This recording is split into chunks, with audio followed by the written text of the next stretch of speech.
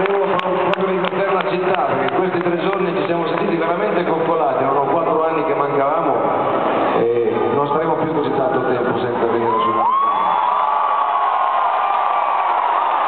Detto questo, è sabato sera, sapete cosa dovete andare a fare adesso dopo il concerto? C'è un'attività che è la migliore che si possa fare dopo un concerto, è inutile che ve la ripeta. Buona serata, buon divertimento, con chiunque voi siate, anche se siete da soli, fate pure, tanto non si diventa ciechi, non è vero? E per il resto volevo soltanto dirvi che sì,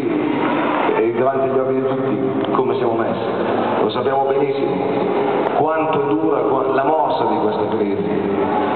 Ogni giorno io ho degli amici che comunque mi testimoniano sempre di più di quanto è pesante, di quanto sia difficile capire quando e come finirà. Però io so soltanto una cosa, che arrendersi ad un futuro, all'idea di un futuro nero vuol dire mollare, mentre invece io credo